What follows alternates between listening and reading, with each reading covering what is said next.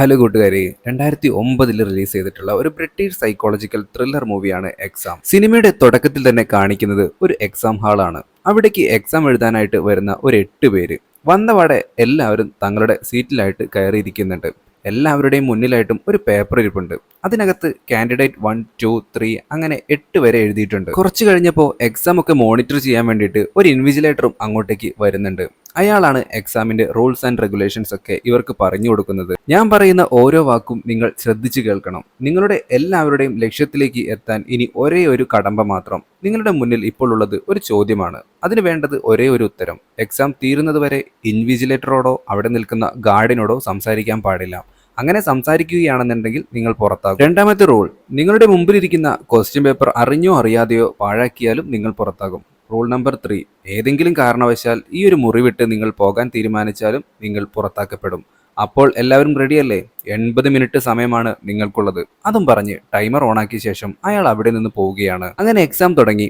Question paper മറിച്ച് നോക്കിയപ്പോഴാണ് എല്ലാവരും അന്തം വിട്ടു പോകുന്നത്. കാരണം അതിനകത്ത് ക്വസ്റ്റ്യനേ ഇല്ലായിരുന്നു. ആ പോയ ഇൻവിജിലേറ്റർ ആണെന്നുണ്ടെങ്കിൽ എന്താ പറഞ്ഞിട്ട് പോയിട്ടുണ്ടായിരുന്നത്? ഒരേ ഒരു ചോദ്യവും അതിനായിട്ട് വേണ്ടത് ഒരേ ഒരു ഉത്തരവും. പക്ഷെ ഇവിടെ ചോദ്യമില്ലല്ലോ, പിന്നെ എങ്ങനെ ഉത്തരം എഴുതാനാ? അപ്പോഴാണ് അവിടെ പരീക്ഷയ്ക്കായിട്ട് വന്നിട്ടുണ്ടായിരുന്ന ഒരു ചൈനക്കാരി പെണ്ണാണെന്നുണ്ടെങ്കിൽ വളരെ ഇമോഷണൽ ആയിട്ട് പേന എടുത്തു വെച്ചിട്ട് അതിലേക്ക് ചുമ്മാ ഉത്തരം എഴുതാനായിട്ട് തുടങ്ങിയത്. ഐ ബിലീവ് ഐ ഡിസേർവ് എന്നാണ് ആ പെണ്ണ് അതിനകത്ത് എഴുതുന്നത്. ക്യാമറ വഴി അതെല്ലാം കണ്ടുകൊണ്ടിരുന്ന ഇൻവിജിലേറ്റർ അവിടെ നിൽക്കുന്ന സെക്യൂരിറ്റിക്ക് എന്തോ ഒരു ഇൻഫർമേഷൻ കൊടുക്കുന്നുണ്ട്. അപ്പോൾ തന്നെ ആ സെക്യൂരിറ്റി വന്നിട്ട് ആ പെണ്ണിനെ പിടിച്ച് പുറത്താക്കുന്നുണ്ട്. കാരണം രണ്ടാമത്തെ റൂളായിട്ട് ആ ഇൻവിജിലേറ്റർ പറഞ്ഞത് എക്സാം പേപ്പർ ഒരു കാരണവശാലും പാഴാക്കരുതെന്നാണ്. ഈ പെണ്ണാണെന്നുണ്ടെങ്കിൽ അതിനകത്ത് എഴുതി അത് പാഴാക്കുകയും ചെയ്തു. ഇനി ബാക്കിയുള്ളത് 7 പേരാണ്. അവരെല്ലാവരും കൂടി ഒരു പരസ്പര ധാരണയിൽ എത്തുകയാണ്. നിങ്ങൾക്ക് ഒരു കാര്യം മനസ്സിലായോ? അയാൾ പറഞ്ഞത് ഇൻവിജിലേറ്ററോടോ സെക്യൂരിറ്റിയോടോ സംസാരിക്കാൻ പാടില്ലെന്നല്ലേ? പക്ഷെ നമുക്ക് സംസാരിക്കാൻ പാടില്ലെന്ന് അയാൾ പറഞ്ഞില്ലല്ലോ. അത് മനസ്സിലായതും പിന്നീട് എല്ലാവരും പരസ്പരം സംസാരിക്കാനായിട്ട് തുടങ്ങിയിട്ടുണ്ട്.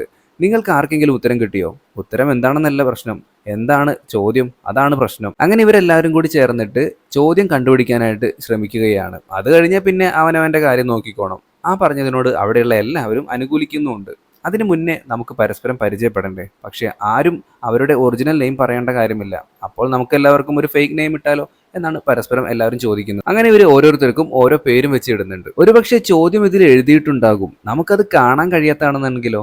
ഇവരതും പറഞ്ഞിട്ട് ലൈറ്റിന്റെ അടുത്തേക്കൊക്കെ ഈ പേപ്പർ പിടിച്ചു നോക്കുന്നുണ്ട്. പക്ഷെ ഒന്നും കാണുന്നില്ല. അപ്പോഴാണ് അതിലുള്ള ഒരു പെൺകുട്ടി അവിടെയുള്ള ചെറിയ ഗ്യാപ്പുകൾ വഴി അകത്തേക്ക് നോക്കിയപ്പോൾ അതിനകത്ത് മുഴുവൻ ലൈറ്റുകളാണെന്ന് അവൾക്ക് മനസ്സിലായി. ഈ ലൈറ്റ് എങ്ങനെ ഓപ്പൺ ചെയ്യുന്നത്, എന്തെങ്കിലും വഴിയുണ്ടോ എന്നൊക്കെ അവൾ ചോദിക്കുന്നുണ്ട്. അപ്പോഴാണ് അതിലൊരുത്തന് മനസ്സിലായത് അത് എമർജൻസി ലൈറ്റുകളാണെന്നത്.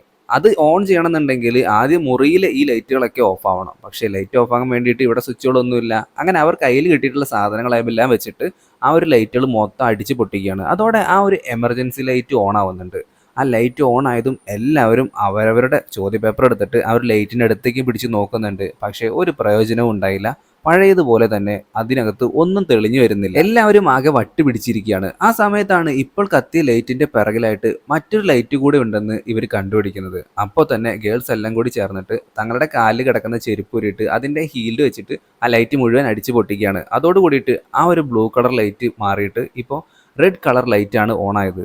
ഒരുപക്ഷെ ഈ ലൈറ്റിലെങ്കിലും എന്തെങ്കിലും തെളിവെന്ന് കരുതിയിട്ട് എല്ലാവരും ആ ഒരു ക്വസ്റ്റ്യൻ പേപ്പർ ആ ഒരു ലൈറ്റിന്റെ അടുത്ത് പിടിച്ചു നോക്കും. പക്ഷെ ഒരു പ്രയോജനവും ഉണ്ടായിരുന്നില്ല. ക്വസ്റ്റ്യൻസ് ഒന്നും തന്നെ കാണാൻ കഴിയുന്നില്ല. എക്സാം തീരാനായിട്ട് ഇനി വെറും 60 മിനിറ്റ് മാത്രമേ ബാക്കിയുള്ളൂ. അടുത്തതായിട്ട് ഇനി എന്ത് ചെയ്യണമെന്ന് ആലോചിച്ചിരിക്കുകയാണ്. ആദ്യം ഈ ഒരു എക്സാം ഹാളിൽ നിന്ന് പുറത്താക്കിയിട്ടുള്ള ചൈനക്കാരുണ്ടായിരുന്നല്ലോ, പുള്ളിക്കാരുടെ പേപ്പർ ആണെന്നുണ്ടെങ്കിൽ അവിടെ ഇരിപ്പുണ്ടായിരുന്നു. അങ്ങനെ ഇവരെല്ലാരും കൂടി ചേർന്നിട്ട് ആ ഒരു പേപ്പർ എടുത്തിട്ട് അതിൽ പെൻസിൽ വെച്ചിട്ടൊക്കെ വരച്ചൊക്കെ നോക്കുന്നുണ്ട്. പക്ഷെ ഒന്നും തെളിഞ്ഞു വരുന്നില്ല. ഒരുത്തനാണെന്നുണ്ടെങ്കിൽ അതിൽ നിന്ന് ഒരു പേപ്പർ കഷ്ണം എടുത്തിട്ട് അതിലേക്ക് മുള്ളിയൊക്കെ നോക്കുന്നുണ്ട്. എന്നാൽ ആ പണിയും അവിടെ പാളിപ്പോയി. നക്കി നോക്കിയിട്ടും തൊപ്പി നോക്കിയിട്ടും ഒന്നും ഒരു പ്രയോജനവും ഉണ്ടായിരുന്നില്ല. ആകെ വട്ടുപിടിച്ച ഒരു അവസ്ഥ. അപ്പോഴാണ് ഏറ്റവും മുന്നിലിരിക്കുന്ന ഒരു പൊട്ടനുണ്ടായിരുന്നല്ലോ, അവനാണെന്നുണ്ടെങ്കിൽ എന്തോ സംസാരിക്കുന്നത് പോലെ ഇവർക്ക് തോന്നുന്നത്. പക്ഷെ അയാൾ സംസാരിക്കുന്ന മുഴുവൻ ഫ്രഞ്ചിലായിരുന്നു. അവിടെയുള്ള ആർക്കും ഫ്രഞ്ച് അറിയൂല. ഇവരെല്ലാവരും കൂടി ഇങ്ങനെ സംസാരിച്ചുകൊണ്ടിരിക്കുമ്പോഴാണ് ഒരു പെൺകുട്ടി ഈ ഒരു സെക്യൂരിറ്റിയുടെ അടുത്തേക്ക് ചെല്ലുന്നത്. അയാളോട് സംസാരിക്കാൻ പാടില്ല എന്നല്ലേ പറഞ്ഞിട്ടുള്ളൂ, തൊടുന്നതിന് പ്രശ്നമൊന്നുമില്ലല്ലോ. അത് മനസ്സിലാക്കിയിട്ട് അവൾ അയാളുടെ പോക്കറ്റിലേക്ക് കൈയിടുകയാണ്. എന്നിട്ട് ഒരു ലൈറ്റർ പുറത്തേക്ക് എടുക്കുന്നുണ്ട്. അതെന്തിനാണെന്ന് വെച്ചാൽ അവിടെ ആയിട്ടൊരു ഫയർ അലാറം സിസ്റ്റം ഉണ്ടല്ലോ, അതിൽ നിന്ന് വെള്ളം വരുത്തിക്കാനായിട്ടാണ്. ഇനി ചിലപ്പോൾ അത് വെച്ച് നമുക്ക് ഈ ഒരു പേപ്പറിൽ ചോദ്യം കണ്ടെത്താൻ പറ്റിയെങ്കിലോ, അതും കൂടി ഒന്ന് പരീക്ഷിച്ച് നോക്കാമെന്ന് കരുതിയിട്ട് അവൾ ആ ലൈറ്റർ കത്തിച്ചിട്ട് നേരെ അലാറത്തിന്റെ നേരെ കാണിക്കുന്നുണ്ട്. പക്ഷേ നല്ല പൊക്കത്തിലായിരുന്നു ആ അലാം കാര്യങ്ങളൊക്കെ ഉണ്ടായിരുന്നത്. നീ വിഷമിക്കേണ്ട, ഞാൻ ചെയ്തു തരാൻ പറഞ്ഞിട്ട് ഒരു പയ്യൻ അങ്ങോട്ടേക്ക് വരികയാണ്. എന്നിട്ട് ഇവളുടെ കയ്യിലുണ്ടായിരുന്ന പേപ്പർ അവൻ മേടിച്ചു വെക്കുന്നുണ്ട്. ഇത് വെള്ളം ആവണ്ടെന്ന് പറഞ്ഞിട്ട് അവൻ അത് ചുരുട്ടിയിട്ട് അവന്റെ കോട്ടിനുള്ളിൽ വെക്കുന്നുണ്ട്. ശേഷം നേരത്തെ ഇറങ്ങിപ്പോയ ആ ഒരു ചൈനക്കായുടെ പേപ്പറല്ലേ, അതെടുത്ത് തീ കത്തിക്കാൻ വേണ്ടിയിട്ട് ചുരുട്ടി അവളുടെ കയ്യിലേക്ക് കൊടുക്കുന്നുണ്ട്. ഇവർ ഈ കാര്യങ്ങളൊക്കെ ചെയ്തുകൊണ്ടിരിക്കുമ്പോൾ ഫ്രണ്ട് ബെഞ്ചിൽ ഉണ്ടായിരുന്ന ആ ഒരു പൊട്ടനുണ്ടല്ലോ, ഫ്രഞ്ച് മാത്രം സംസാരിക്കുന്ന അയാളാണെന്നുണ്ടെങ്കിൽ ആ ടൈമറിന്റെ അടുത്തേക്ക് ചെന്നിട്ട് അത് നോക്കി അന്തം വിട്ട് നിൽക്കുക. അതേസമയം മറ്റുള്ളവരാണെന്നുണ്ടെങ്കിൽ പേപ്പറും കത്തിച്ചിട്ട് അല്ലാത്തിന്റെ നേരെ കാണിക്കുന്നു, അങ്ങനെ വെള്ളം ചീറ്റുന്നു. നോക്കുമ്പോൾ ക്വസ്റ്റ്യൻ പേപ്പറിൽ ഒന്നും തെളിഞ്ഞു വരുന്നില്ല. അങ്ങനെ അതുകൊണ്ടും ഒരു പ്രയോജനവും ഉണ്ടായില്ല. അങ്ങനെ ഈ ഒരു പേപ്പറും പിടിച്ചുകൊണ്ട് ഈ ലൈറ്റർ കത്തിച്ച പെൺകുട്ടി ഉണ്ടല്ലോ, അവളാണെന്നുണ്ടെങ്കിൽ ഇപ്പൊ അവളുടെ ക്വസ്റ്റ്യൻ പേപ്പർ അന്വേഷിച്ച് നടക്കുകയാണ്. എന്റെ പേപ്പർ ആരെങ്കിലും കണ്ടോ, എന്റെ പേപ്പർ ആരെങ്കിലും കണ്ടോ? പക്ഷേ ആ ചെക്കൻ ഉണ്ടായിരുന്നല്ലോ, അവ യഥാർത്ഥത്തിൽ കത്തിച്ചു കൊടുത്ത പേപ്പർ എന്ന് പറയുന്നത് അവളുടെ പേപ്പർ ആയിരുന്നു, അല്ലാണ്ട് അത് ചൈനക്കാരുടെ പേപ്പർ ആയിരുന്നില്ല. അപ്പോഴാണ് അവൾക്ക് കാര്യം മനസ്സിലായത്. അതോട് കൂടിയിട്ട് അവളെയും ആ ഒരു സെക്യൂരിറ്റി വന്ന് പിടിച്ച് പുറത്താക്കുകയാണ്. ഇനി വെറും 35 മിനിറ്റ് മാത്രമേ ഉള്ളൂ. വീണ്ടും ഈ ഒരു കുരിപ്പ് ചെങ്ങായി ആണെന്നുണ്ടെങ്കിൽ ഫ്രണ്ട് ബെഞ്ചിൽ ഇരിക്കുന്ന ആ ഒരു പാവ മനുഷ്യന്റെ അടുത്തേക്ക് ചെല്ലാം. അയാൾക്ക് എന്തോ ഒരു വൈകല്യം മറ്റൊക്കെ ഉള്ള ഒരാളായിരുന്നു. അയാളെ കൊണ്ട് അയാളുടെ ക്വസ്റ്റ്യൻ പേപ്പർ ഇങ്ങനെ വലിച്ചു കീറാനായിട്ട് ഇവൻ ശ്രമിച്ചുകൊണ്ടിരിക്കുകയാണ്. ആ വലിച്ചു കീറ് എന്നൊക്കെ പറഞ്ഞിട്ട് അയാളെ മോട്ടീവ് ചെയ്യുമ്പോൾ പാവം ആ മനുഷ്യനാണെന്നുണ്ടെങ്കിൽ ആ ഒരു ക്വസ്റ്റ്യൻ പേപ്പർ അങ്ങോട്ട് വലിച്ചു കീറാണ്. അതോട് കൂടിയിട്ട് സെക്യൂരിറ്റി വന്നിട്ട് അയാളെയും പിടിച്ച് പുറത്താക്കുകയാണ്. ഇനി ആകെ ഈ ഒരു എക്സാം ഹാളിൽ ബാക്കിയുള്ളത് 5 പേരാണ്. ഇത്രയും തോന്നിവാസം കാണിച്ചിട്ടും ആ കുരിപ്പ് ചെങ്ങായിക്കാണെന്നുണ്ടെങ്കിൽ ഒരു കുറ്റബോധം ഉണ്ടായിരുന്നില്ല. അതിന് ദേഷ്യം മൂത്തിട്ട് അവിടെ ഉണ്ടായിരുന്ന ഒരുത്തനാണെന്നുണ്ടെങ്കിൽ അവന്റെ മോന്തയ്ക്ക് വന്നിട്ട് കൊടുക്കുന്നുണ്ട്. അതോട് കൂടിയിട്ട് അവൻ ബോധം കെട്ട് പോവാണ്. ബോധം വന്ന് അവൻ കണ്ണു തുറന്നു നോക്കുമ്പോൾ എല്ലാവരും കൂടി ചേർന്നിട്ട് അവനെ കെട്ടിയിട്ടിരിക്കുന്നതാണ് അവൻ കാണുന്നത്. ഒന്നും സംസാരിക്കാതിരിക്കാൻ വേണ്ടിയിട്ട് അവന്റെ തന്നെ ഷോക്സ് അവന്റെ വായിലേക്ക് കുത്തി തിരികെ വെച്ചിട്ടുണ്ടായിരുന്നു. അപ്പോഴാണ് അവൻ എന്തോ പറയാൻ വരുന്നത് പോലെ അവർക്ക് തോന്നുന്നത്. വായിലെ കെട്ടഴിച്ചു കൊടുക്കുന്നുണ്ട്. എനിക്ക് മരുന്ന് വേണം, അതെന്റെ പോക്കറ്റിലുണ്ട്. ഏതുതരം മരുന്നാ?